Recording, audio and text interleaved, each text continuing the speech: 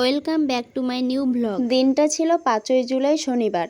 সেদিন একটু কলেজে গিয়েছিলাম, অনিচ্ছাকৃত থাকা সত্ত্বেও যেতে হয়েছিল, কারণ একটা দরকার ছিল। তারপর কলেজের কাজ শেষে আমরা 3জন মিলে একটু ঘুরতে গিয়েছিলাম। মেইন ডেস্টিনেশন ছিল কোচবিহারের সাগরদিঘি। আর আমাদের কলেজ থেকে কোচবিহার বেশি একটা দূর না। আর তার আগে আমরা একটু স্টেডিয়ামে গিয়েছিলাম সেখানে সময় কাটানোর জন্য, বাট তখন প্রচণ্ড রোদ থাকার কারণে সেখানে আমরা সময় কাটাতে পারিনি। আর স্টেডিয়াম থেকে রাজবাড়িটা জাস্ট অসাধারণ লাগছে। তারপর আমরা স্টেডিয়াম থেকে আমাদের মেইন ডেস্টিনেশন সাগরদিঘিতে চলে আসি।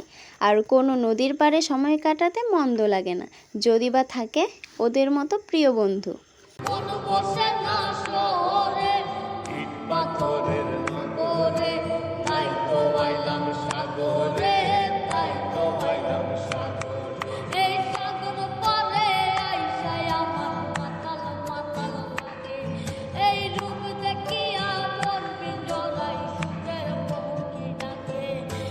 সাগর পারে আইসায় আমার মাতাল মাতাল লাগে, এই রূপ দেখিয়া মোর ভিতরায় সুখের।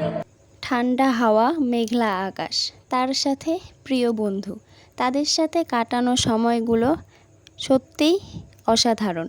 তারপর সেখানে অনেকক্ষণ সময় কাটানোর পর হঠাৎ মুষলধারে বৃষ্টি শুরু হয়ে যায়, কিন্তু তবুও আমরা হাল ছাড়িনি। ছাতা নিয়ে হলেও সেই নদীর ধারেই বসেছিলাম, কারণ আমরা নেছর বান্ধা। তারপর সেই প্রিয় বন্ধুদের সাথে তোলা কিছু ফটো, কিছু ভিডিও, যেগুলো একসময় স্মৃতি হয়ে থাকবে। আর আমরা বর্তমানে যা কিছুই করি না কেন, সেগুলো একটা সময় স্মৃতির খাতায় চলে যায়। তখন সেই হারানো মুহূর্তগুলো দেখলেই মনে অনেকটা শান্তি চলে আসে।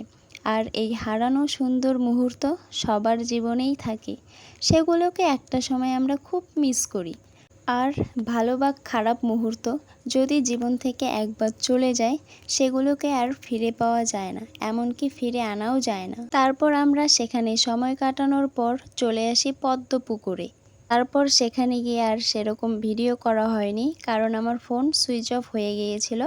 আর ভিডিওটা কেমন লাগলো জানিও, আর ভালো লাগলে অবশ্যই সাবস্ক্রাইব করে দিও।